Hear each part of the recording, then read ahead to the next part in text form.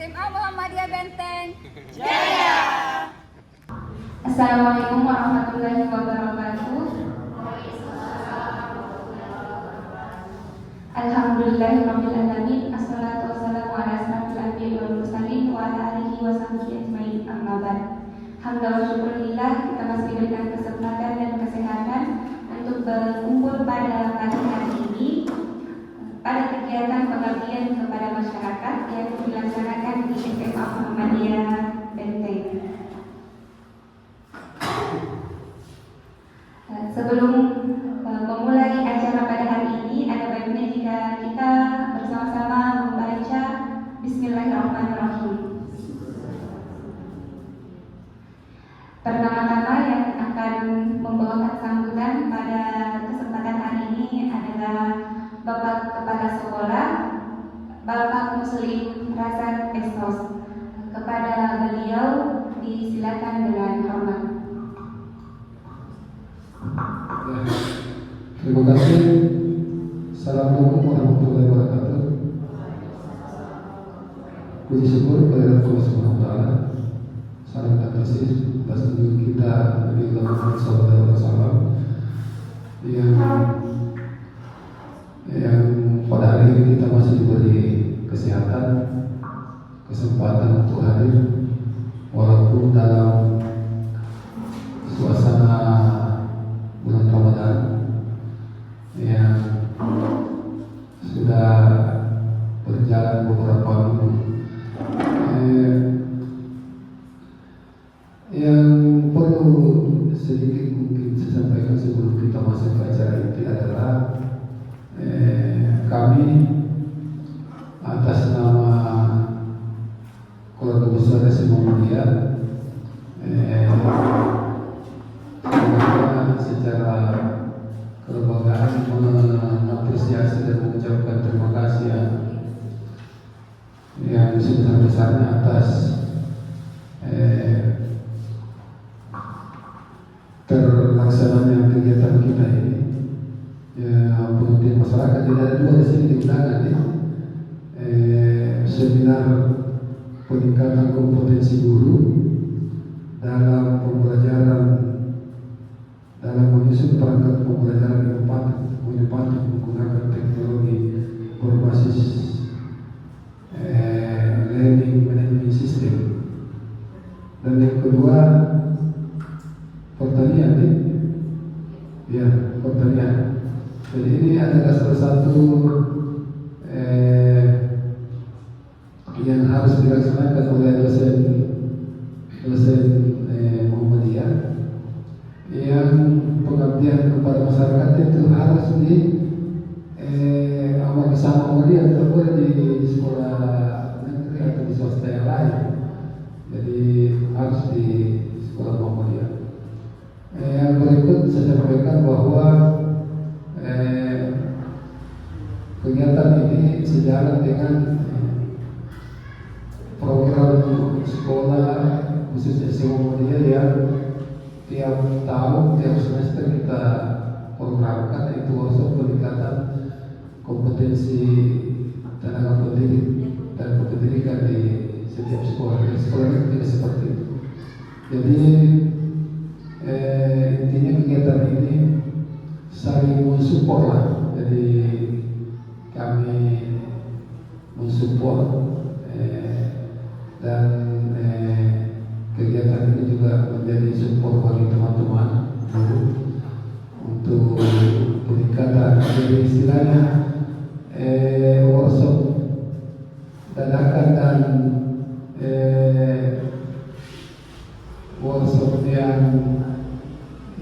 harusnya kita bisa laksanakan nanti, tetapi tiba-tiba ada kegiatan yang sejalan dengan itu. Mudah-mudahan kegiatan ini bisa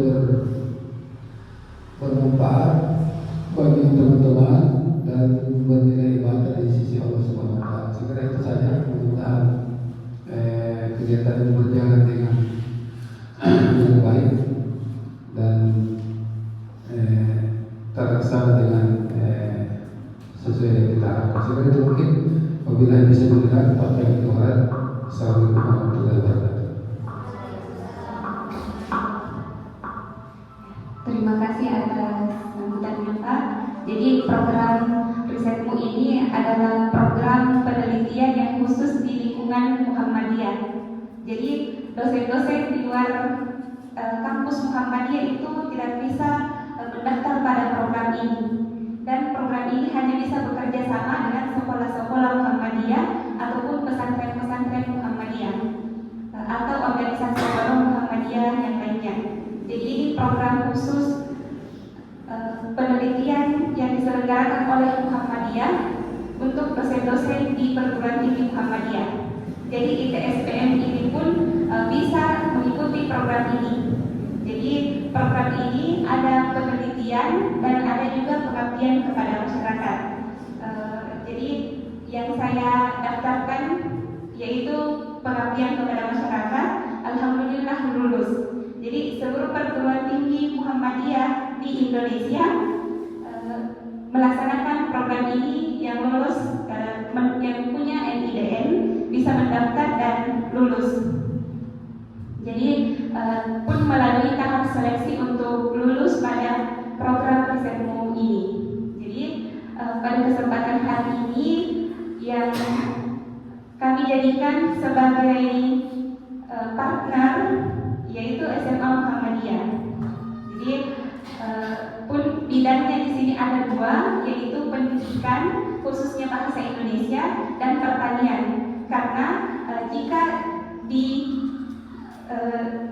menggandengkan dua bidang ilmu itu lebih bagus lagi. Jadi saya sendiri perkenalkan, saya Haji Nur Hidayat SPD. Saya dosen di Universitas Muhammadiyah Makassar pada jurusan Pendidikan Bahasa dan Sastra Indonesia. Dan yang di samping saya, suami saya dosen di Fakultas Pertanian, tepatnya di jurusan Agribisnis.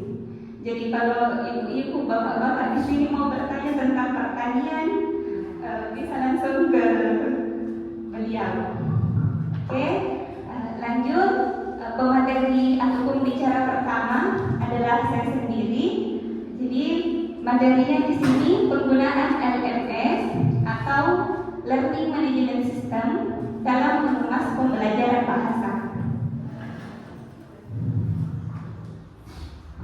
Jadi bahasa Indonesia, urgensi bahasa Indonesia bagi siswa SMA. Apa sih pentingnya bahasa Indonesia ini? Jadi di sini ada beberapa poin penting kenapa kita perlu belajar bahasa Indonesia. Di sini mungkin ada yang berbahasa Indonesia, bisa angkat tangan Bu.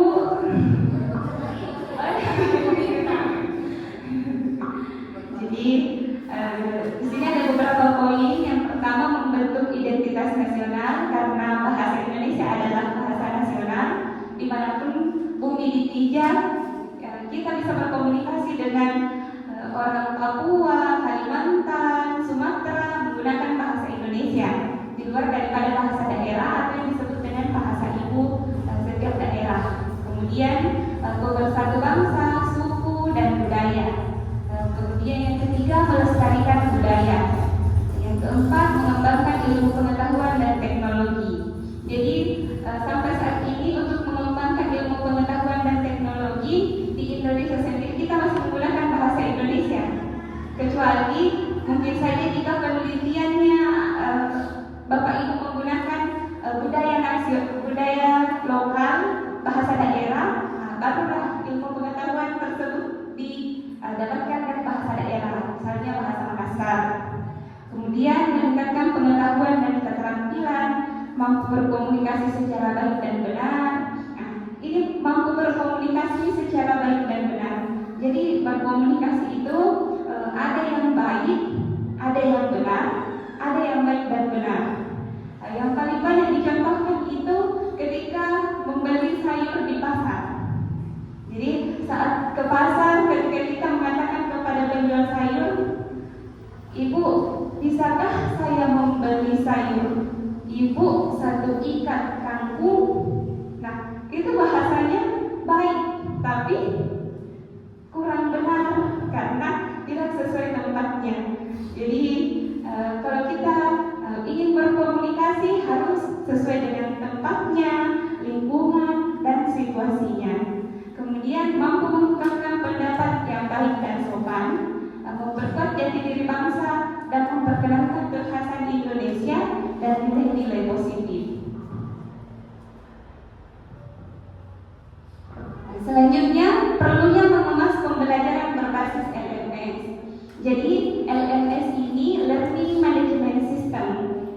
Jadi, Learning Management System ini berkaitan erat dengan pembelajaran daring atau e-learning. Jadi, segala sesuatu yang berkaitan dengan pembelajaran daring, misalnya Google Meet, Zoom, Google Classroom, itu termasuk ke dalam bagian dari LMS. Era digital yang saat ini, teknologi telah menjadi bagian penting dalam berbagai aspek kehidupan, termasuk di dunia pendidikan. Kini lingkungan belajar mengajar tidak lagi terbatas pada ruang kelas secara fisik. Jadi ketika pandemi COVID tahun 2020, pembelajaran kan menggunakan online. Bapak Ibu menggunakan Zoom, menggunakan Google Meet untuk berinteraksi dengan siswa. Jadi tidak terbatas pada lingkungan ruang fisik, tetapi juga bisa berupa online. Melainkan telah berkembang ke dalam ruang digital. Learning Management System merupakan salah satu konsep dan teknologi yang sangat berperan dalam transformasi paradigma pendidikan. Jadi artikel ini akan membahas tentang secara mendalam mengenai pengertian dan manfaat dari LMS, serta bagaimana sistem ini dapat membantu proses belajar mengajar menjadi lebih efisien dan efektif di era digital saat ini.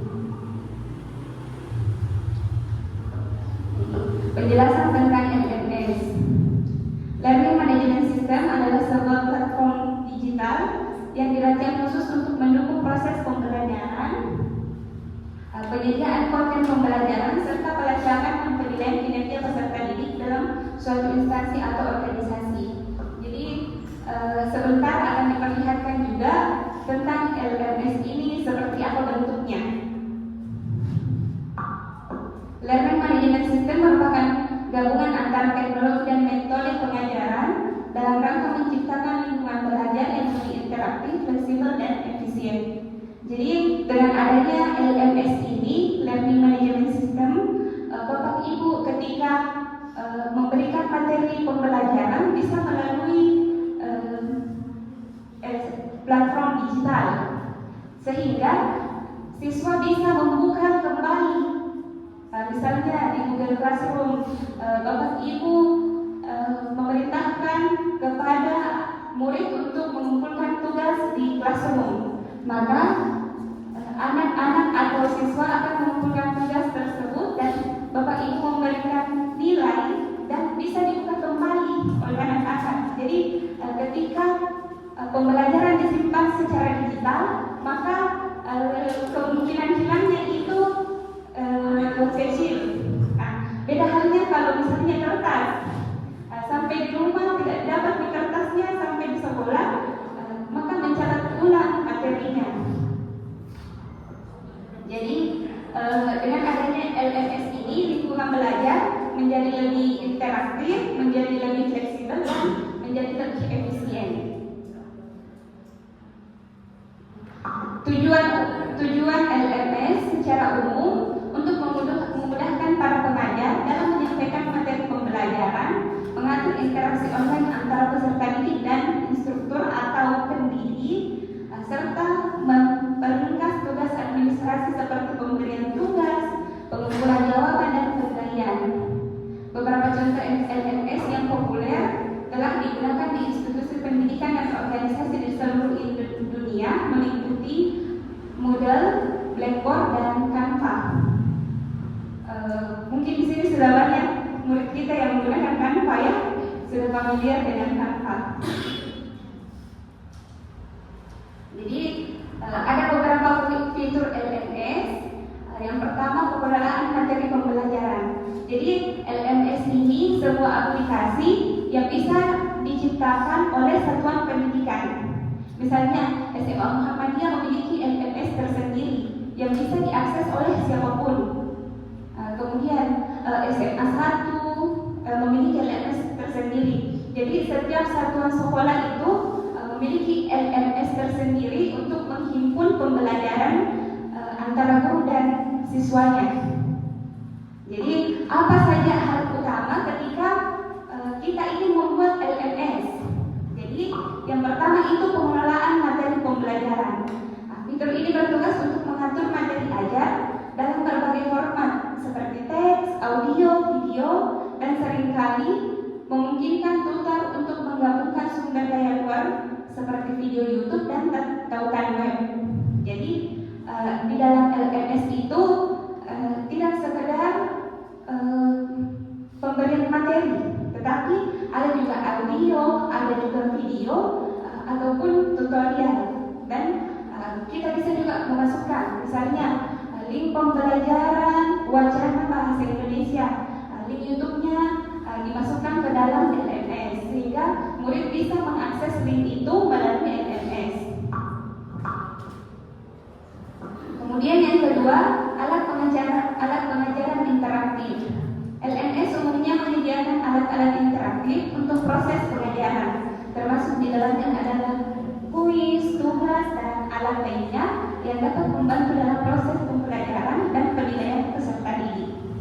Jadi pengajarannya itu secara interaktif, bukan satu pihak saja, tetapi ada pihak interaksi antara dua pihak, guru dengan murid.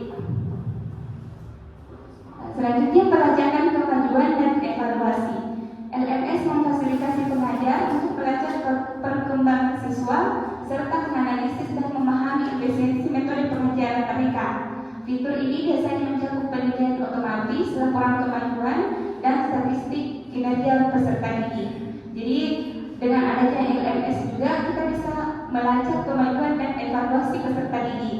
Nah, biasanya dalam sebuah LMS di situ kita sudah bisa melihat progresnya anak didik yang A, B, C, D ini ternyata seiring berjalannya waktu meningkat.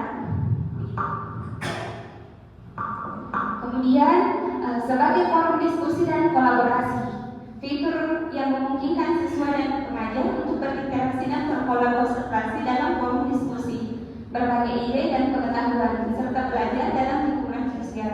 Jadi diskusi tidak hanya berjalan secara tatap muka, tapi bisa juga secara online. Selanjutnya integrasi dengan sistem akademik. Jadi banyak LMS yang dapat diintegrasikan dengan sistem akademik lainnya, seperti sistem pendaftaran siswa atau perpustakaan digital untuk menciptakan lingkungan pembelajaran yang lengkap dan berguna. Nah, misalnya saat ini untuk perpustakaan nasional itu sudah bisa diakses oleh semua orang. Jadi ketika Bapak Ibu ingin mencari sebuah buku, bisa langsung mengetik Perpusnas, Perpustakaan Nasional. Nah, kita sudah bisa mencari buku yang kita inginkan. Jadi untuk mengakses sebuah buku, kita tidak perlu lagi ke toko buku, tetapi bisa langsung melalui media online. Nah, di sini ada contohnya untuk LMS, yaitu AliExploria. Ada juga LMS dari Unismu Makassar. Insya Allah kami akan tunjukkan kepada Ibu.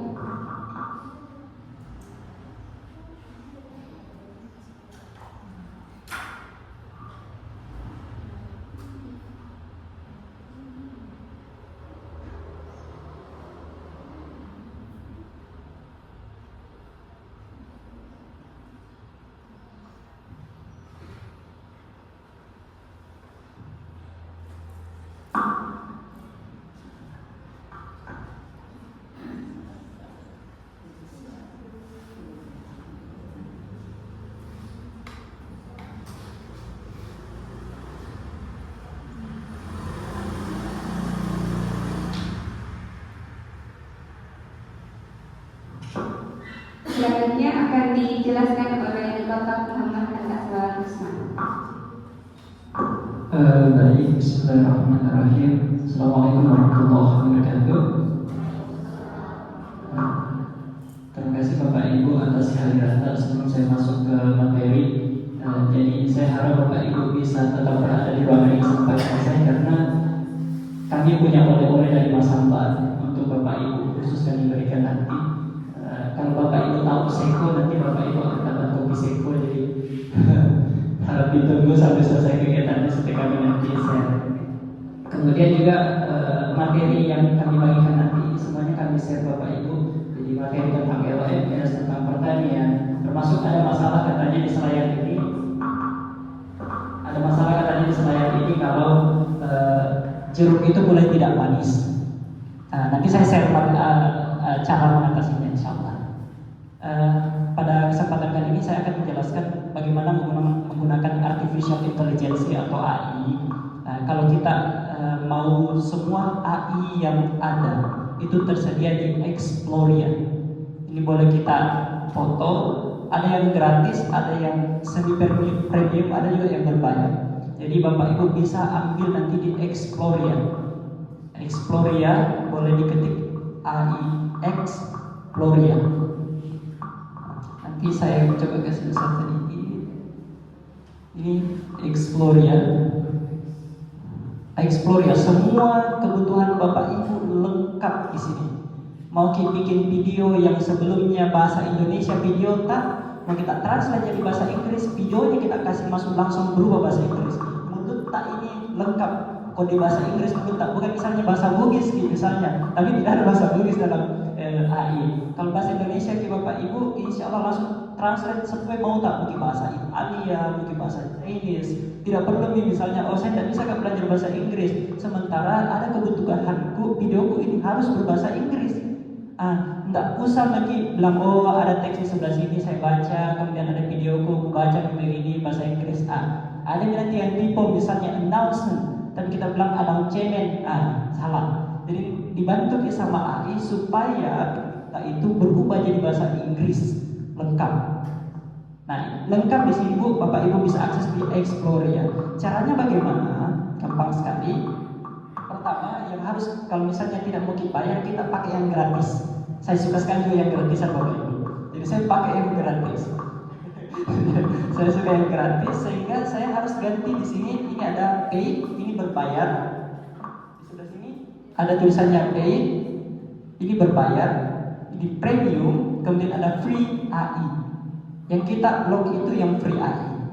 Kita klik seperti ini, free AI. Ini karena saya kasih besar-besar lagi. Nah, kemudian kita seleksi. Kita seleksi, misalnya, saya mau bikin file presentation atau PowerPoint itu dengan sangat cepat dalam waktu singkat 0, sekian detik. Kita pakai, pilih lagi di sini select a category. Jadi kita pilih di sini cari key presentation. Berarti di huruf P. Huruf P kita pilih presentation. Presentation, tunggu dulu kita jadinya. Nah, kita pilih misalnya yang paling atas, ini bintangnya paling tinggi, ratingnya paling bagus, artinya paling mudah diakses, paling mudah digunakan dan gampang. Kemudian kita pakai visit. Kita klik visit. Nah, just a moment. Nah, kalau kita sudah punya akun, dia langsung terkonek. Tapi kalau belum punya akun, didaftarkan lewat Gmail tak. Ada akun Gmail tak itu langsung diklik saja daftar dengan email. Bahasa Inggrisnya login with email. Nah, kalau kita sudah punya, sisa kita create new AI. Kita klik di sini. Baru kita tulis pass in text. Nah, tulis begini di sini. Tolong buatkan presentasi tentang bahasa Indonesia. Kemudian kalau sudah langsung continue.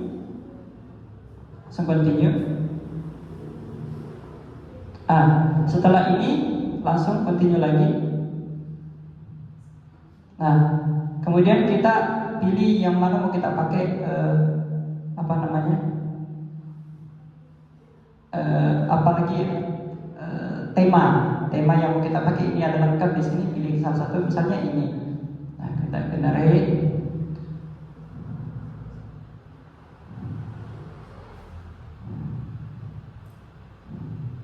Langsung jadi.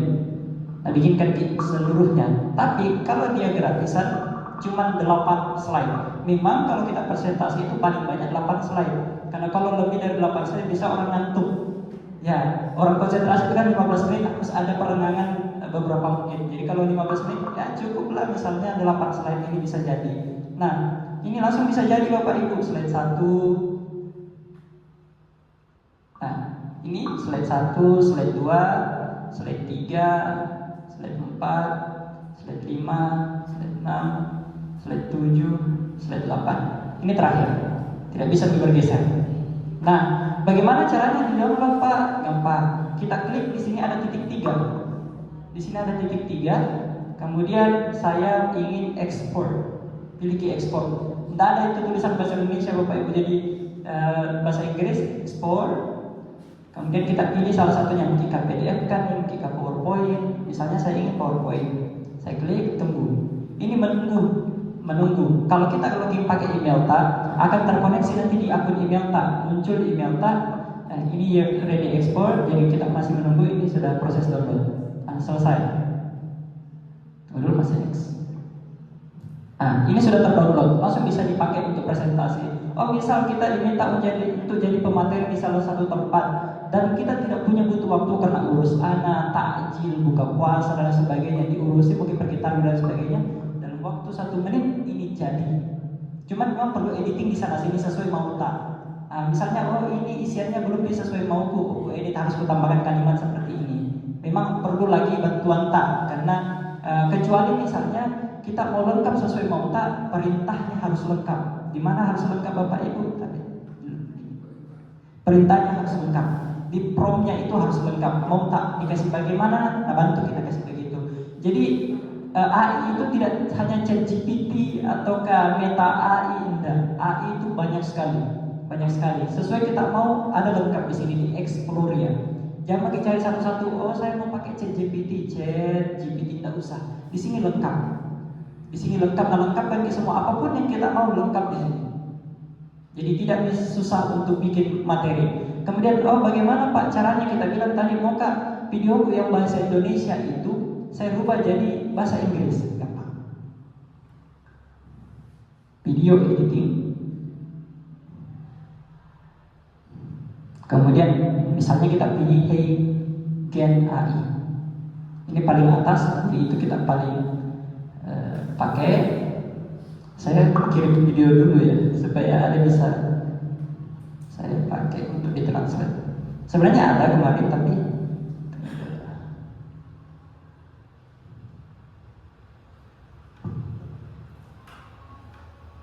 nah ini kalau kita belum punya email, langsung email Google login seperti ini.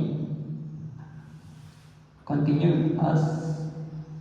Ini kami pakai email khusus Unismu. Nah, ini sudah jadi. Nah, kemudian kita create a video. Di sini video translation, pilih. Kemudian ada yang bahasa Indonesia, coba dikirim di mana ya? Tunggu dulu.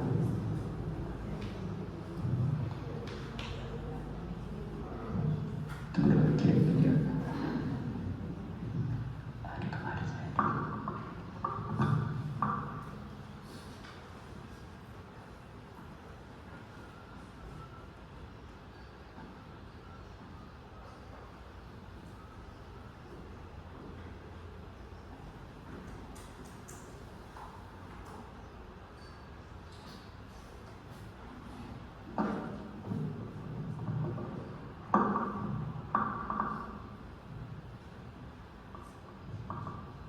Ini saya kasih lihat di video saya ini, mohon maaf kalau tidak bagus ya. Ini bahasa Indonesia kalau tidak salah.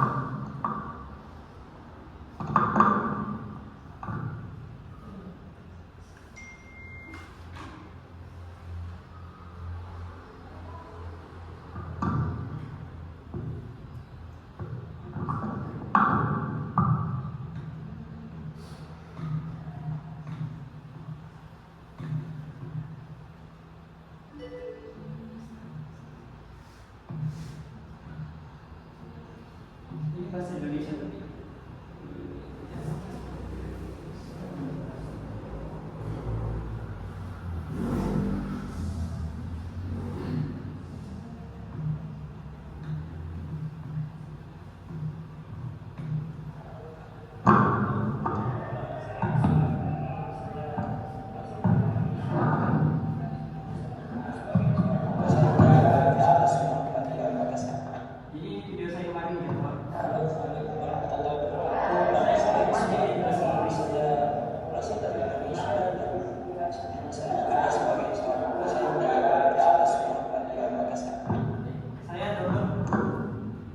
Ini saya masukkan di sini. Ini tadi sudah punya akun, kemudian kita pilih video translation, kemudian kita drag atau drop di sini bisa. Nah, sambil kita menunggu, kita pilih bahasa dulu. Bahasanya Indonesia. Saya mau ubah jadi bahasa Arab. Sorry. Sini ke Indonesia. Ini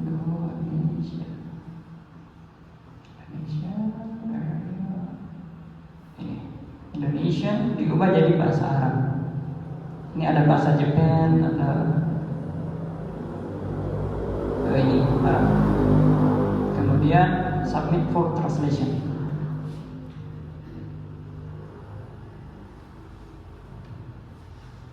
Kita menunggu uploadnya dulu sama downloadnya. Nah, kami juga akan share nanti Bapak Ibu apa sistem LMS punya Unismu. Nanti kami akan share kalau jadinya seperti ini.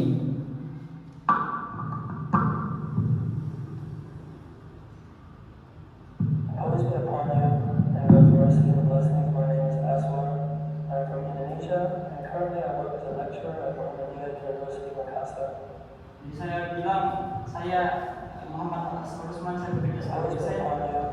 God's mercy and blessings. My name is Aswar. I'm from Indonesia, and currently I work as a lecturer at Muhammadiyah University Makassar. Ya, itu video singkatnya. Tapi kalau Bapak Ibu punya video yang lebih panjang, boleh. Nah, saya ulangi nanti, mungkin bisa nanti nonton di YouTube. Nanti kami share juga di YouTube-nya supaya Bapak Ibu bisa, kalau belum tahu bisa nanti dipelajari lagi. Nah, saya ulang, kalau misalnya Bapak Ibu ingin mentranslate video, kita sisa tulis di sini yang free AI, kita pilih dulu free AI. Kalau sudah pilih yang gratis, pilih key yang mana kita mau. Oh, saya mau bikin PowerPoint, berarti cari key presentation tulisannya. Presentation. Kalau yang lain, oh saya mau editing video, di sini ada. Editing video ada. Kemudian mau bikin website atau design ada. Lengkap semua apapun yang kita mau di sini. Di Explore ya. Jadi caranya sisa pilih yang gratis, kemudian pilih yang mana mau kita pakai. Ini apa ini 68 artinya untuk presentation dia punya 26 AI. 26 AI. Untuk ChatGPT dia 97 AI. Nah, edukasi atau untuk pendidikan ini dia punya berapa 218 AI. Ini sampai 218. Ini semua AI nih Bapak Ibu. AI. Nah, lengkap kami sampai 19 slide. Disiapkan ini 218. Yang paling terakhir itu to teach. Jadi ini yang paling rating. Ini premium. Nah, kemudian kalau di Unismu itu kami punya namanya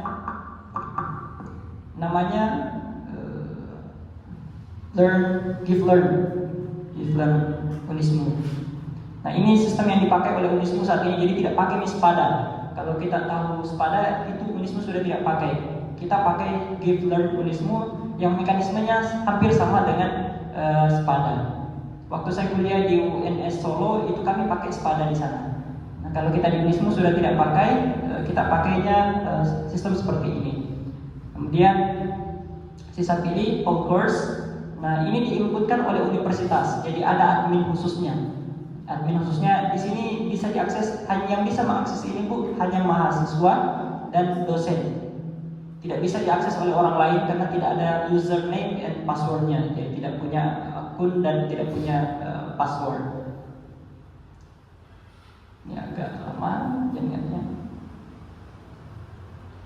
Ini kalau untuk Gifler Indonesia ini lengkap. Tapi kalau misalnya kalau di sini Bu di SMA Muhammadiyah sudah ada? Belum. Kalau belum ada bisa pakai Google Classroom. Ya, Google Classroom bisa digunakan. Google Classroom Bapak Ibu bisa pakai.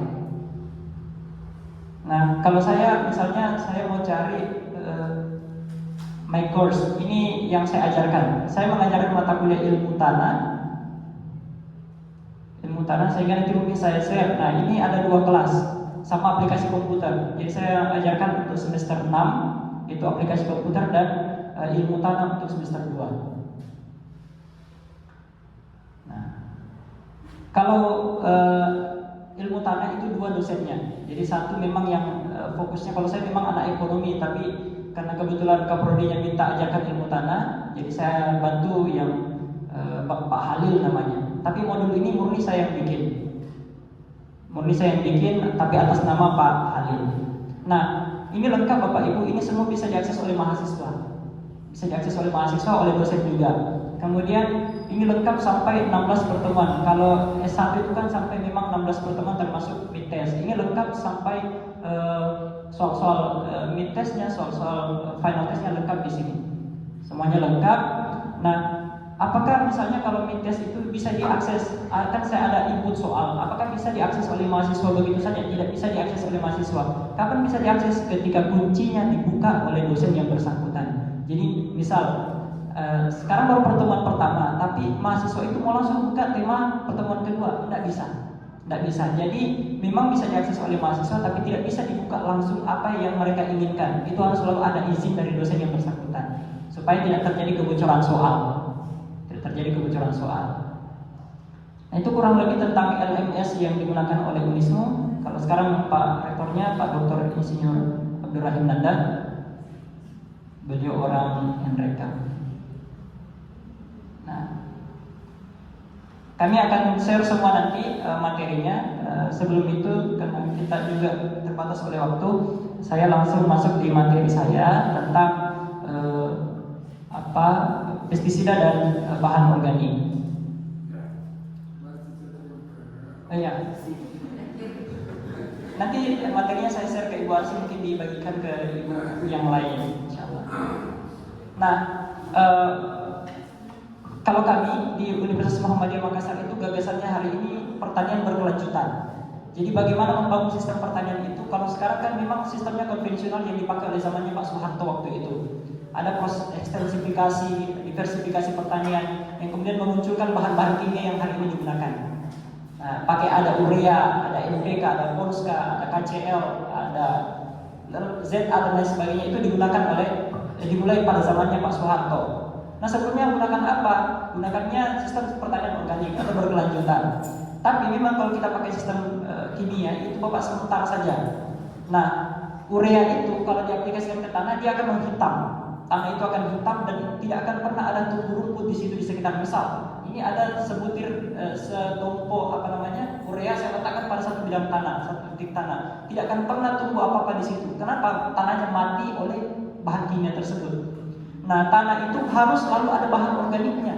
Bilang nih, supaya subur saya urea terus, tidak pernah ada bahan organik, tidak pernah kita kasihkan pupuk kandang yang lain, tidak bisa Bapak Ibu, tidak bisa. Termasuk jeruk. Saya kasih tahu sekarang, kenapa jeruk itu tidak manis? Coba Bapak Ibu bisa dicoba. Ini digunakan di daerah lain dan itu ampuh. Kita di sini kaya akan garam enggak? Garam Bapak Ibu, garam. Pergi kalau ada pohon, coba misalnya satu pohon saja jeruk untuk membedakan dengan jeruk yang lain. Jeruk tak boleh tidak manis. Ambil garam dari garam periodium atau garam kiloan, 3 kilo satu pohon. 3 kilo satu pohon. Kalau misalnya mahal sekali 3 kilo, 2 kilo. Mahal sekali kalau 2 kilo jangan lagi. Kurang sekali kasihan. Nah, bilang ini serius ini kasih pupuk. Nah, gitu. Jadi kalau ada pohon jeruk satu pohon saja dites dulu. Kasih garam, mudah-mudahan manis. Ini saya pernah kasih di ini materi saya pernah kasih di Soloro pesantren Muhammadiyah, ada Babu Salam Al-Mukhtariyah. Di situ kemarin ada salah satu ustaznya bertanya, ini kami punya masalah di sini itu jeruk mulai tidak manis dan rata-rata mati. Rata-rata mulai mati-mati itu jeruk. Pertama memang tanah itu harus dirotasi. Tidak bisa selamanya kita kasih tumbuh di situ jeruk, tidak bisa. Jenuh tongji juga itu tanah. Jadi bukan hanya perasaan tak yang punya kejenuhan. Jadi tanah juga karena merasa saya jenuhnya juga bertanam jeruk. Jadi harus diganti tanaman yang lain untuk sementara. Yang kita dulu tanam di jeruk, ganti misalnya tanam di situ kan sayur-sayuran supaya terjadi sirkulasi tanah di dalam. Sama kalau misalnya tanam semangka. Orang tua saya itu petani semangka tulen Bapak Ibu. Dari kecil saya itu sampai hari ini masih tanam semangka. Bapak saya itu umurnya sudah 68 masih tanam semangka. Dia selalu ganti. Dia misalnya hari ini tanam semangka, itu semangka 50 hari panen. Dari pas dia ditanam sampai panen cuma 50 hari. Tapi setelah 50 hari dikosongkan tanahnya, diganti sama kacang. Kacang itu punya bintil akar yang bisa mengikat nitrogen di udara maupun di tanah. Jadi kalau musim hujan begini jangan dikasih urea tanaman tak, karena hujan itu sudah asam. Hujan itu sudah asam, kaya dengan nitrogen, tetapi belum bisa langsung diserap oleh tanaman. Harus terfiltrasi dulu di bawah tanah. Nah caranya bagaimana? Pergi kita tanami kacang tanah, kacang panjang atau kacang apapun di situ yang menjalar. Nanti dia punya bintil akar, dia ikat itu nitrogen. Dia ikut itu nitrogen. Kalau kita mau cepat subur memang nitrogennya harus banyak. Tapi kalau kita mau buahnya banyak, fosfatnya kita kasih banyak. Fosfat.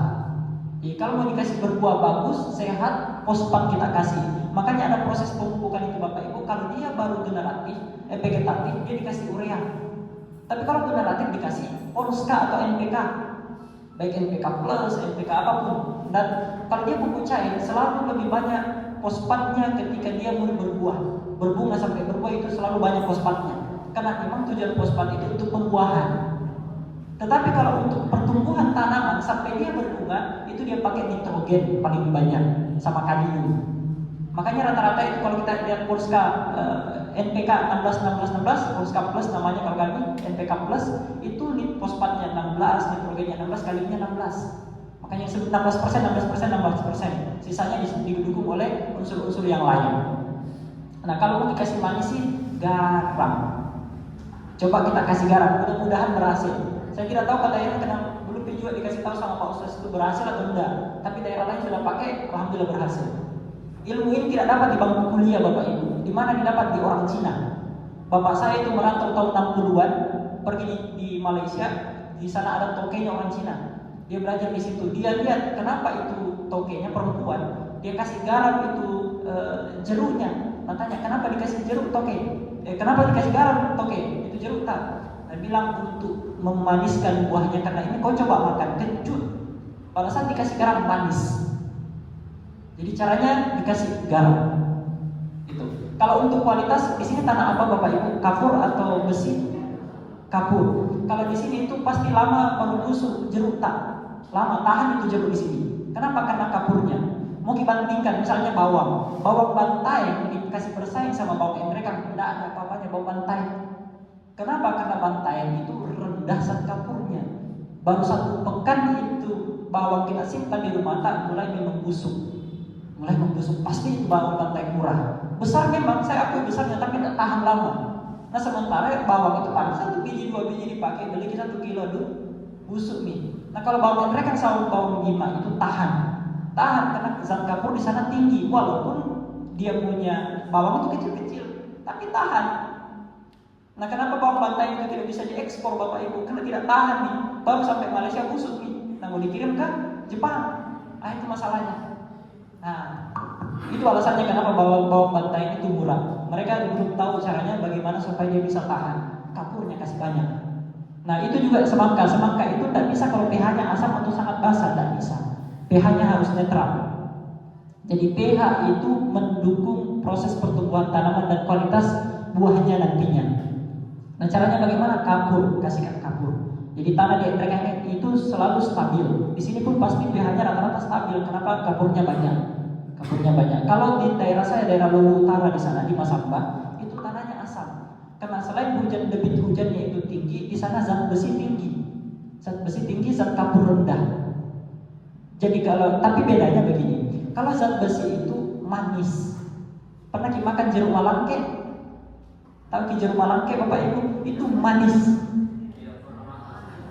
Kalau pernah ada biasa kalau pergi di Makassar di MP Mall Panakukang di Diamond itu ada di situ dijual apa namanya jeruk malangke. Ada juga jeruk selayar di situ. Kalau lagi berbuah jeruk selayar. Tapi sekarang lagi berbuah jeruk malangke. Coba ke Diamond ada di sana dijual jeruk malangke. Nah jeruk malangke itu manis, tetapi tidak bisa tahan lama karena memang di sana zat besi tinggi, zat kapur rendah. Tahunnya 89 ke atas, 85 ke atas. Kalau sekarang baru anak SD kena rematik Bapak Ibu. Iya, baru SD ada yang diabetes. Iya ada sekarang kasus anak-anak SD itu diabetes selain karena keturunan, itu juga memang karena pola makan. Pola makan. Misalnya kalau pergi di pasar, yang mana kita pilih sayur yang lubang-lubang dengan sayur yang mulus, cantik, elok, montong. Mana kita pilih? Oh enggak mungkin biasa ada yang pilih yang bagus kan, nah ini aku pilih berarti ini bersih, ini cantik. Begitu juga di Transmart, di MP, rata-rata enggak pernah saya dapat sayur itu yang lubang-lubang, enggak. Dalam plastik, kemudian cantik modelnya, itu kimianya sangat-sangat tinggi. Mungkin bilang pakai hidroponik kimia. Hidroponik itu tidak organik, kimia itu Bapak Ibu. Yang dikasih masuk di dalam airnya itu kimia, bukan organik. Yang dipakai untuk sebagai pupuknya itu yang cair diteteskan saja ke airnya itu kimia itu barang. Jadi memang saat ini kita tidak bisa lepas dari namanya kimia, tetapi bisa dinetralisir dengan bahan-bahan organik. Bisa. Misalnya tidak melulu harus dibeli di pasar itu sayur. Kalau agak luas-luas pekarangan rumah jangan kita tanam bunga. Tanam kita sayur, bayam kita tanam, lombok kita tanam. Tanam tidak tetangga. Tidak tetangga tanam bagaimana tidak kena gosip ya. Ya, jadi yang ditanam adalah sayuran supaya efisiensi. Jadi bapak itu tidak melulu, bapak-bapak yang di rumah itu tidak mengelumi, mamanya minta lagi mau 50.000 beli sayur. Nah bilang pinjam lagi kasih wanta 50.000. Sini mau belikan emas. Itu wanta yang 50.000 ku tabung nih. Mau tanam sayur di atas pot-potku. Supaya tidak tertulisan kimia. Kalau beras tak kimia, sayur tak kimia, kimiawi barang tak Bapak Ibu. Ya kimiawi barang tak, penuh dengan zat kimia. Ya, jadi penuh dengan zat kimia. Sehingga ini perlu. Jadi rumah tak, mulai dari rumah tak tanam bahan-bahan organik. Punya kak sapi, punya kak tedong, kerbau. Saya punya kerbau, saya punya kuda misalnya, kambing, itu gunakan pupuknya. Bagaimana caranya supaya terdekomposisi dengan cepat? Beli KM4. Enggak ada bangku beli M4. Itu nasi tak yang basi jangkit wangi. Disimpan 2 malam, taruh misalnya di panci. Masih ada kerak-kerak nasi itu Bapak Ibu. Kalau bahasa mereka lengket.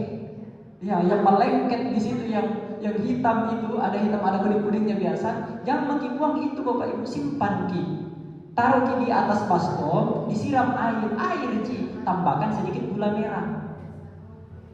Gula merah atau gula pasir boleh. Fungsinya di gula pasir sebagai bahan makanannya nanti itu zat mikroba. Nah itu yang nasinya itu kita simpan airnya. Ya kalau basi nasinya kasih ke ayam. Kalau tidak diambil airnya jadi ambil bukan nasinya. Airnya diambil nanti disiramkan ke teh kambing yang kita simpan. Nah, setelah kita tutup, kasih lagi gula merah. Fungsinya lagi gula merah itu air airnya, bukan gula merahnya langsung misalnya gula batok yang taruh di jangan. Air gula merah kita kasihkan nih supaya sebagai sumber makanan bagi mikroba yang ada pada air nasi tadi. Nah, jangan kayak juga misalnya ada air nasi tak langsung kita bolok itu kita tumpahkan pergi di kita siramkan tanaman tak layu. Karena masih ada zat kimianya belum terfermentasi dengan baik. Layu. Jangan misalnya sudah ada air nasi langsung lempar pergi di lidah tetangga. Habis. Layu Pak, lidah tetangga itu tebal. Kayak tetangga. Lidah tetangga itu tebal, tapi kalau dikasih itu air selesai juga. Ya, jadi yang kita kasih adalah pupuk yang hasil fermentasinya. Nah, kalau teh kambing itu Bapak dilihat memang bulat-bulat. Keras sekali itu teh kambing.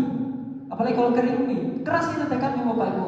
Nah itu bisa dipakai itu teh kambing kalau sudah jadi pupuk kayak tepung, itu bisa dipakai. Sama juga pupuk tai kotoran sapi. Kotoran sapi itu bisa dipakai kalau sudah jadi serbuk, jadi tepung. Beda pupuk ayam petelur. Kalau di sini ada kandang ayam petelur, pergi ke ambil bubuk kadangnya itu lebih manjur itu untuk sayuran. Tapi kalau bubuk kambing itu cocoknya untuk jeruk tak. Karena kenapa? Kita taruh saja di situ berhamburan di tete kambing, tidak lama terdekomposisi sendiri. Tapi kalau untuk sayuran itu paling lama 1 bulan, paling cepat 15 hari. Bisa dimakan kalau 15 hari. Bayam atau kangkung kita tanam ini hari, tunggu 15 hari panen. Kangkung mau saja, jadi jangan mikir setiap hari lewat penjual sayur beli kangkung setiap hari. Jangan nih Bapak Ibu, tanam di depan rumah tak. Di mana dijual bibitnya banyak sekali di toko tani, bibitnya itu seperti kacang kecil-kecil. Itu saya diambil kita tanam di atas pot-tak. Jadi kita tanam ya memang cantik juga kalau sayur itu ada bayam, ada sawi, ada cantik sekali kelihatan. Di rumah saya itu saya tanam daun bawang di depan rumah, di perumahan di Makassar. Itu kami tanam daun bawang, kami tanam daun salak, kami tanam juga apalagi lombok. Tapi waktu kami tinggal ke Masamba untuk mencari oleh-oleh untuk ibu-ibu bapak-bapak, mati. Kenapa mati? Tidak ada siramnya, gitu ya. Jadi tidak ada yang siram, bawangnya mati, lombok mati. Yang bertahan daun salam. Daun salamnya masih ada terus. Saya tanam daun salam itu Bapak Ibu bukan di tanah biasa. Saya taruh di ban mobil punyanya tetangga saya minta. Saya bilang ambil, mereka tidak aku pakai ini. Saya isi tanah itu ban. Jadi jangan dibelah dikasih makan karena tempat makanan ayam. Jangan dibelahi. Jadikan di pot untuk daun salam tunggu sampai hari ini saya masih makan. Dan biasa diambil sama tetangga, alhamdulillah. Jadi kalau tidak ada fotonya saya fotokan ya. Waktu itu, jadi sekarang sudah tidak bisa dipanen karena mau diganti. Nah, kemudian untuk pestisida hari ini ada di sekeliling tak. Daun serai itu bisa dijadikan pestisida, tapi mohon maaf itu tidak bisa bertahan lama. Tidak sama misalnya, saya mau pakai decis, mau pakai furadan untuk kendalikan hama, langsung mati di tempat. Tapi kalau yang begini tidak bisa, hanya mereka tidak mau makan saja itu tanaman tak, tapi tidak mati. Makanya waktu programnya Pak Soeharto itu dalam 1 tahun kita langsung menjadi macan Asia. Ketahanan pangan waktu itu sangat besar. Tapi hanya sementara. Lihat hari ini kita terbelakang dari Thailand. Thailand itu hari ini kita bahkan impor beras dari Thailand. Kalau dipikir Indonesia, bagaimana luasnya sih Indonesia? Ada lagi programnya Pak Prabowo, dan Pak Prabowo perluasan lahan sawah mangkrak. Karena apa? Efisiensi untuk IKN sama makan bergizi. Jadi masalah juga. Jadi cobalah pakai penggadaian. Istilahnya penggadaian itu menyelesaikan masalah tanpa masalah. Kalau Pak Prabowo menyelesaikan masalah, ada yang masalah baru, gitu ya. Anaknya dikasih makan, orang tuanya dipecat. Bagaimana ceritanya? Tambah tidak makan. Makan 1 kali di sekolah tapi tidak makan di rumahnya. Jadi ada perlu, ya begitulah Bapak Ibu ya. Mudah-mudahan Pak Anies bisa naik nanti. Canda Bapak Ibu. Ini kami akan share. Di sini banyak sambiloto Bapak Ibu. Banyak. Ini bisa dipakai. Ini materi tidak usah bisa jalan kaki. Saya kasih maki saja nanti materinya supaya kalau kita baca-baca ulang, kemudian kita praktekkan sendiri di rumah. Karena saya tidak bawa bahannya juga, karena saya tidak tahu. Karena kami datang itu tadi jam 7 lewat sedikit, sandar di Pelabuhan Benteng. Jadi kami baru tiba juga dari Makassar. Mohon maaf kami datang terlambat karena juga baru tiba. Nah ini lengkap. Ini ada pakai daun serai, pakai tembakau. Bapak Ibu di rumah tak bapaknya anak-anak merokok? Ada yang merokok? Kalau merokok jangan buangi puntungnya. Puntung rokok itu simpan. Di rokok itu ada namanya nikotin. Nikotin itu bagus untuk menjadi bantuan kimiawi pada ini barang, ini organik. Jadi tidak tinggi, tidak mematikan bagi tanaman, mematikan bagi yang merokok, bahaya. Jadi kasih tahu nih bapak-bapak di rumah jangan merokok, bapak tua lagi. Jadi itu bisa dipakai, jangan buang puntung rokoknya, pakai untuk bantuan untuk hamanya nanti. Jadi jangan beli tembakau kiloan, tidak usah, itu bisa puntung rokoknya bapak. Misalnya belum habis dari hisap suryanya, suruh simpan. Sini itu puntung rokok, tak jangan uangku kita habiskan pakai beli rokok. Sini itu puntung kasih jangan asapnya saya kasihkan aja puntungnya. Kita minta puntungnya simpan. Kita simpan, nanti kalau sudah kita simpan, kumpulkan itu tembakaunya. Tembakaunya banyak jadinya itu Bapak Ibu, 1 bulan, 1 hari habis 1 bungkus. Kalau 1 bulan 30 bungkus kali 30.000, 900.000 habis. Itu rokok saja. Jadi disimpan itu puntungnya untuk keuntungan bapak ibu. Nah, disimpan puntung rokoknya. Kalau saya tidak ada bisa kusimpan karena tak merokok. Kalau merokok selesai. Gitu ya. Jadi itu bisa digunakan. Dan serikaya, sirsak di sini ada. Dan sirsak di sini ada. Itu dipakai. Di mana saya dapat ini materi? Jangan sampai kita bilang pendidikan anak-anak ini langsung dirilis oleh Kementerian Pertanian Indonesia. Jadi bahan materi yang saya kasihkan ke ini lengkap langsung dari kementerian. Saya kasihkan ke langsung. Jadi lengkap ini cara pakainya. Trips itu kutu. Yang biasa kalau tanam ke Lombok ada itu kutu putih-putih dari daunnya, itu kita kasihkan ini. Ini daun sirsa kita pakai. Ini ada. Ini OPT, organisme pengganggu tanaman sasaran namanya OPT. Organisme pengganggu tanaman. OPT sasarannya. Ini lengkap. Ini ada hama-hama penghisap. Misalnya semangkaku itu atau pepaya itu ada bintik-bintiknya warna hitam. Hisap penghisap buah. Caranya ini kita pakai. Jangan pergi bilang, Bapak kasih kawan tak 50.000 mau beli decis, mau beli furadan, mau beli petrofur dan lain sebagainya bahan-bahan kimia. Tidak usah, ini bisa jadi di ekstra daun bawang sirih, kemudian bawang merah, serai, dicampur jadi satu, diambil airnya, baru disemprotkan. Jangan dipakai tangki berat 16 liter sama dengan 16 kilo berat pikul. Pakai yang semprot saja Bapak Ibu kan di depan rumah tadi. Dan kalau padi ini setengah memang habis bawang nama di rumah, dipakai untuk semprot padi ya. Jadi itu untuk rumahan saja, Karena banyak juga modalnya kalau mau dipakai untuk skala yang luas. Itu untuk materi dari kami. Siapa tahu ada yang mau ditanyakan, termasuk tadi terkait LMS, kemudian terkait juga tentang pertanian.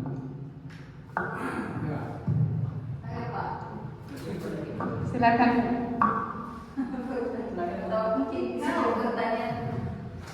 Baik. Assalamualaikum warahmatullahi wabarakatuh.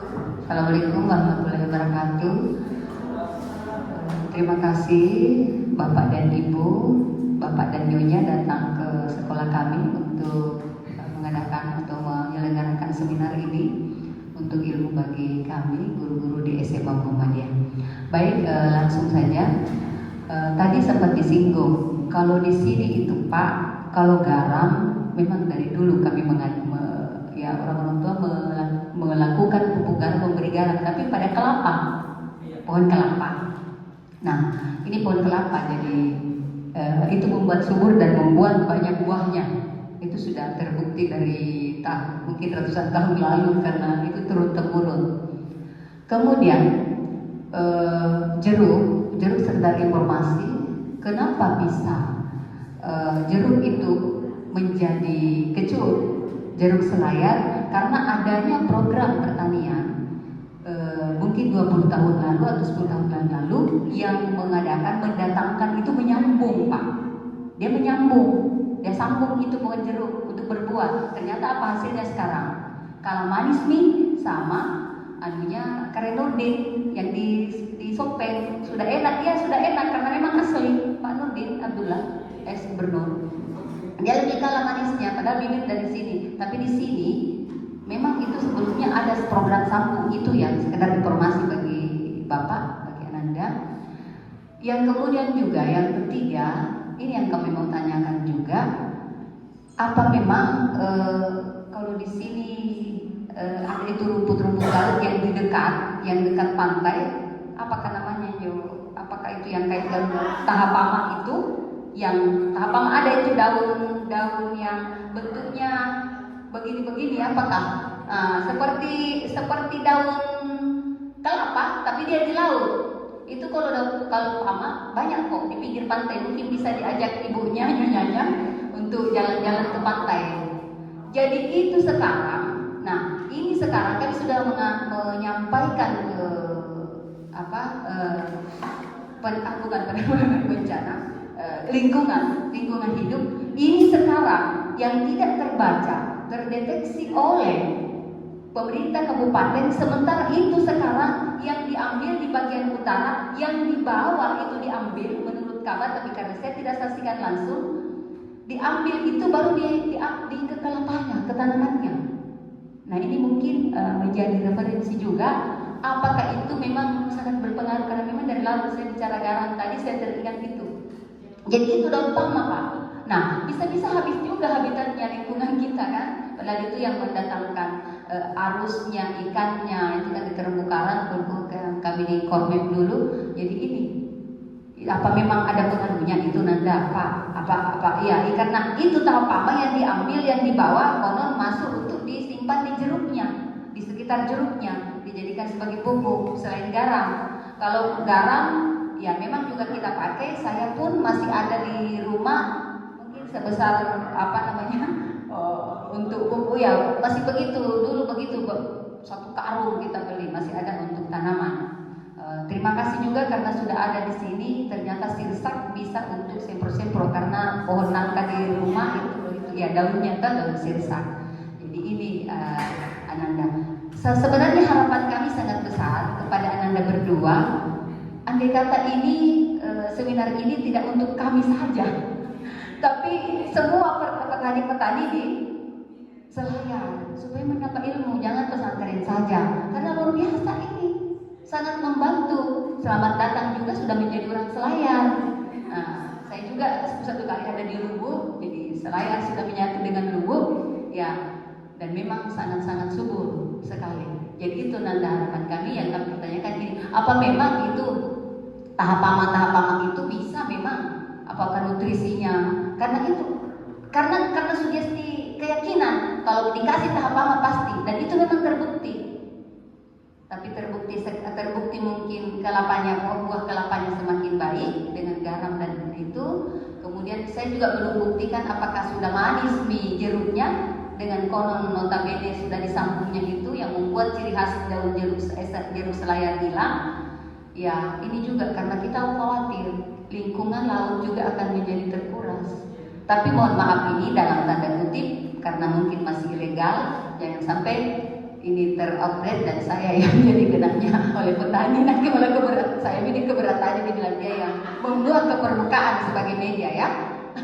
Saya mohon maaf. Terima kasih Nanda. Jadi itu yang kami tanyakan. Terima kasih. Assalamualaikum warahmatullahi wabarakatuh. Apakah Bapak Ibu yang lain masih ada yang bertanya?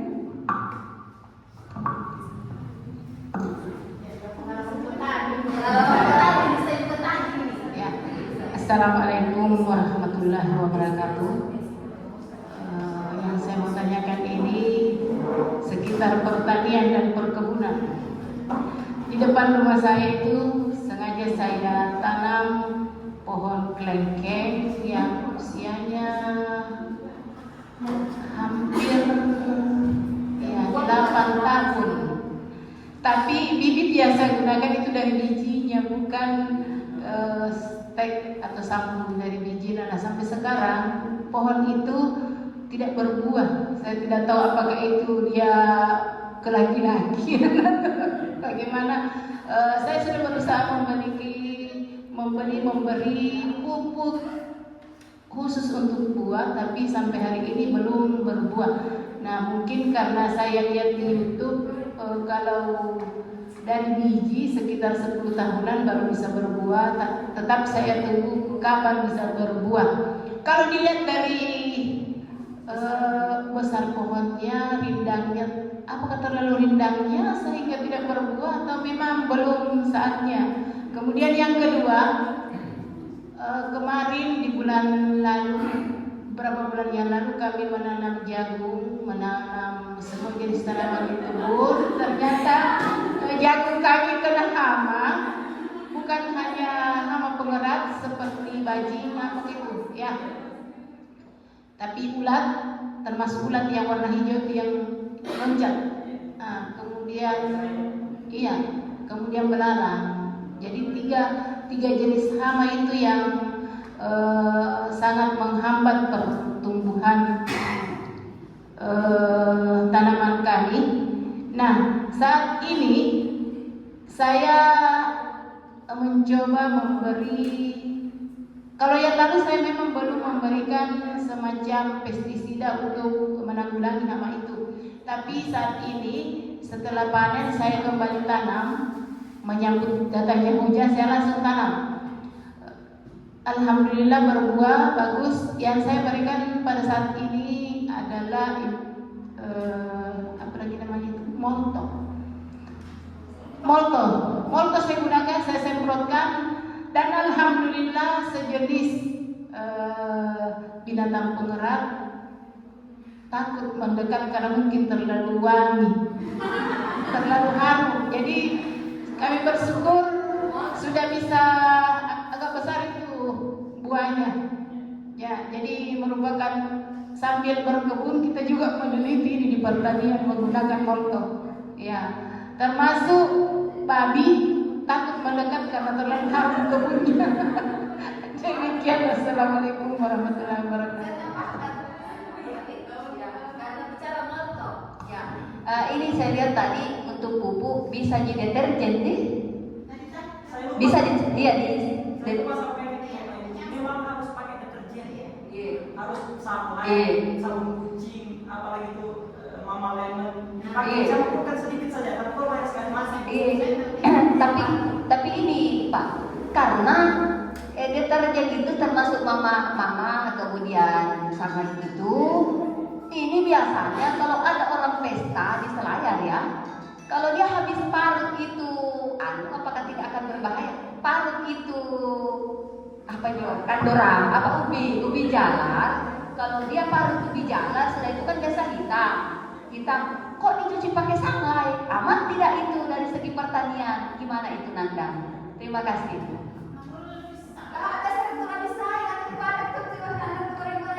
Bagaimana Bapak Ibu, masih ada yang ingin bertanya?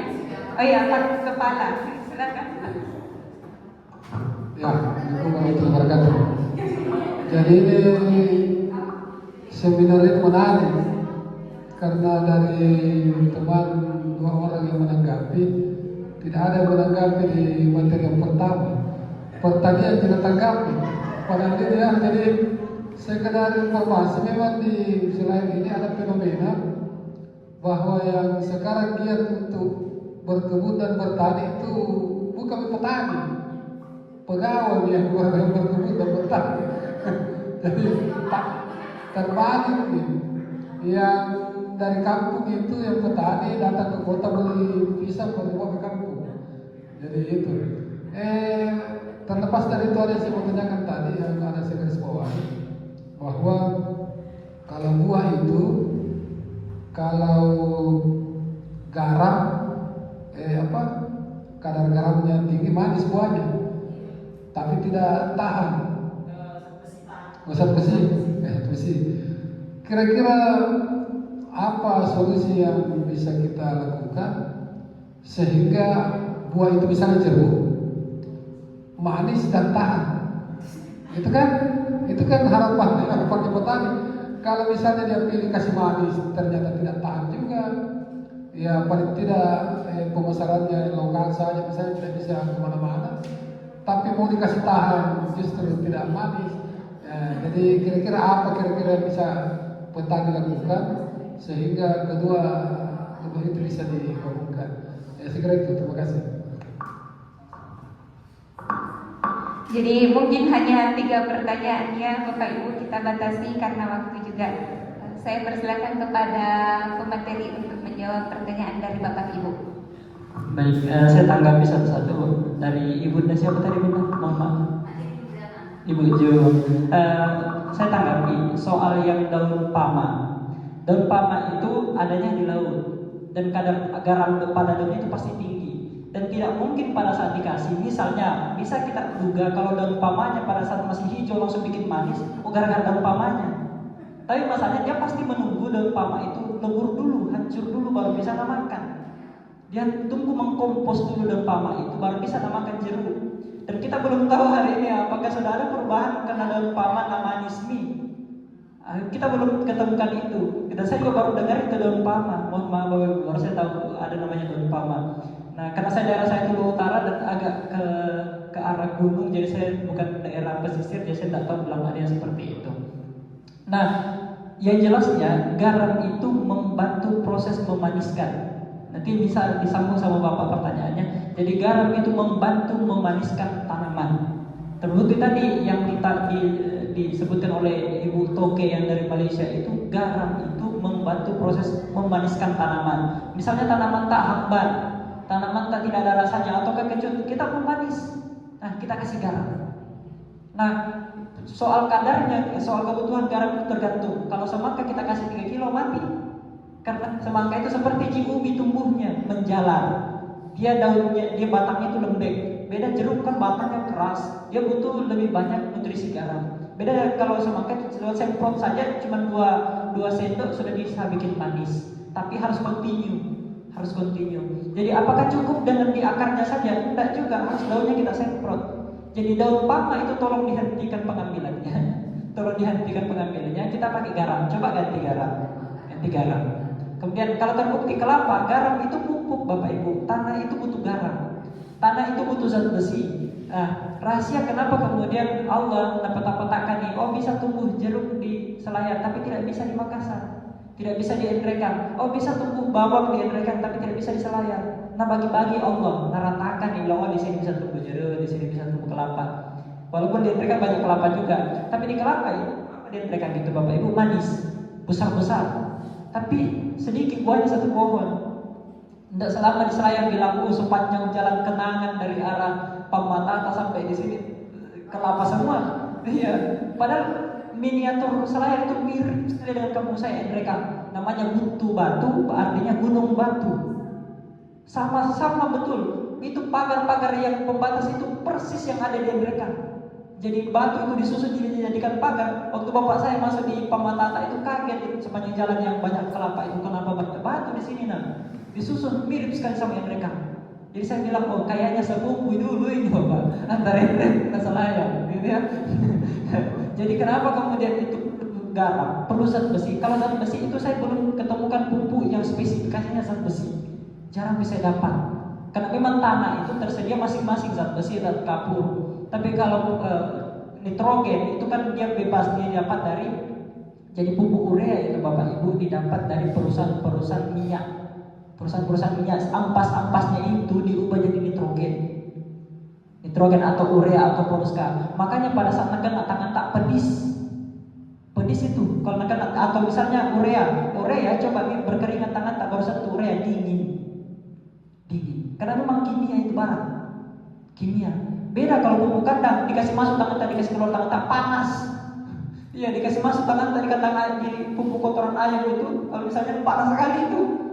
Iya, dan lama juga baru bertahan, baru hilang baunya. Nah, itu kalau pupuk kandang, begitu masalahnya. Nah, satu lagi tadi terkait Ibu, apalagi tadi Bu pakai molto itu harus. Tadi saya sampaikan tadi di sini bahan-bahan itu harus ditambah sedikit sunlight kah, mama lemon kah, atau apapun itu sabun kucing harus dipakaikan ini. Nah, terkait lengkeng, saya kasih tahu caranya. Sebelumnya saya tahu cempedak.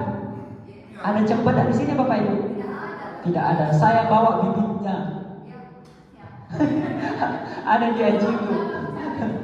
Jadi saya kasih tahu. Itu kalau mau kita tanam pohon kayu, pertama tidak bisa ditanam sembarang. Jadi kayu itu ada jantan, ada betina. Apapun dia, pepaya saja ada jantan, ada betina. Dibilangnya pepaya, ada. Nangka, nanakan, cempedak, lengkeng, rambutan ada betina, ada jantan. Mangga begitu juga. Nah, bagaimana caranya ditahu? Lihat di daunnya. Wah, ilmu banget ini, kasih lagi. Nah, kalau mungkin dia betina, lihat ruas daunnya. Kalau dia kalau dia ini tulang daun, tidak ketemu itu tulang daun, jantan. Tapi kalau ketemu tulang daun begini, kan tulang daun itu begini ya Bapak, begini susun. Kalau dia tidak ketemu, pasti jantan. Tapi kalau ketemu daunnya, ketemu itu tulang daun, akan di daun selembar begini, daun selembar, itu kan garisnya kiri kanan gitu ya. Kiri kanan. Kalau dia ketemu, itu pasti betina. Tapi kalau dia tidak ketemu, artinya baku selang-seling, kiri kanan itu jantan. Nah, rata-rata kalau biji lengkeng itu kan bundar. Biji lengkeng bundar. Caranya dilihat pada saat dia ditumbuhkan. Kenapa lambat tumbuh? Kemudian pada saat ditanam, saya sebelum ke situ. Pada saat ditanam, tolong dipotong akar tunggangnya. Jangan kita tanam, misalnya kita bibit, langsung tanam sekaligus sama polybagnya dan lain sebagainya, kita potong dulu akarnya. Begitu juga kelapa sawit. Kelapa sawit daerah utara menuju ke sana itu, kalau mau ditanam, dipotong dulu akarnya di bawah, paling bawah. Dipotong dulu akarnya, supaya setelah 3 tahun berbuah. Begitu juga lengkeng normalnya 3 tahun berbuah. Cempedak rambutan 3 tahun pasti berbuah. 3 tahun pasti berbuah. Tapi kalau tidak berbuah, ada yang salah dengan lengkeng tersebut. Bisa dievaluasi. Kemudian pada saat dia sudah umur 2 tahun, tolong dipangkas dia punya pucuk. Jangan biarkan tumbuh seperti kelapa. Pangkas dia punya pucuk supaya dia melebar. Makanya rata-rata lengkeng itu melebar dia, bukan meninggi. Karena memang di pucuknya itu dipangkas.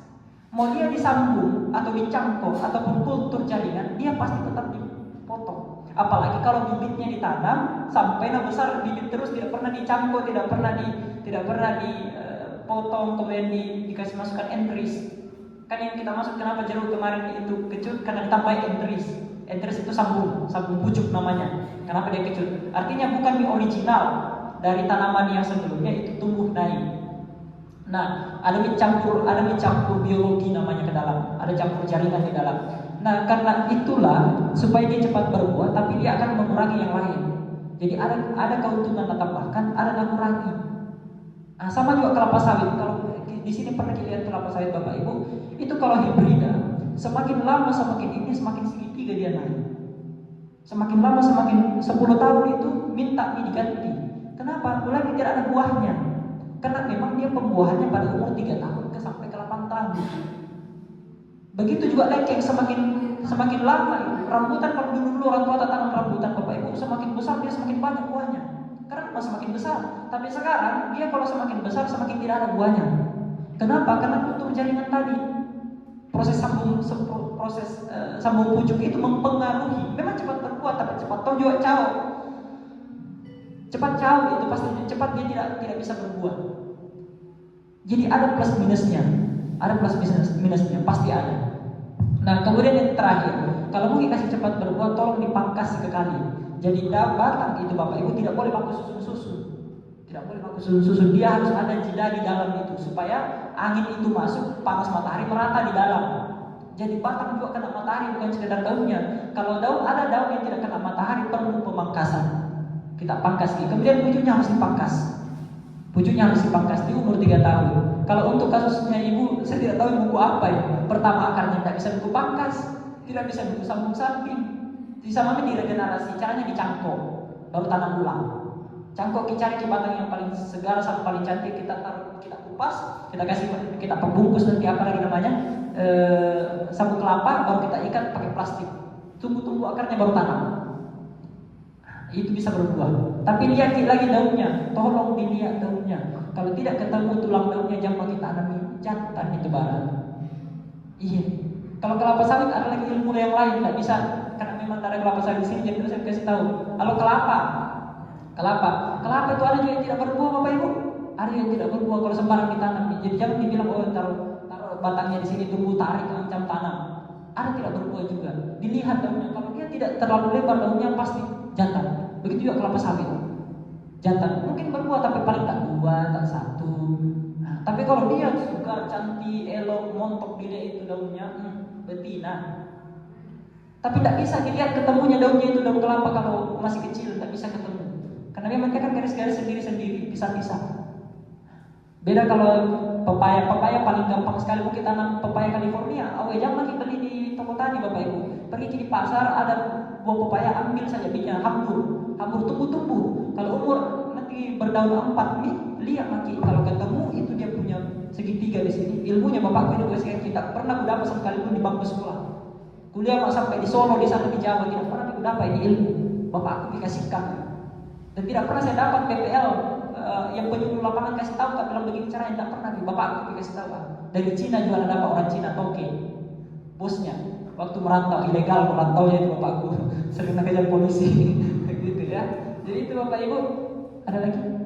Kalau tidak ada nih, mungkin ada lagi Bapak Ibu. Kalau tidak ada nih, pikir cukup. Oke, jadi itulah sharing-sharing kita pada pagi menjelang siang hari ini.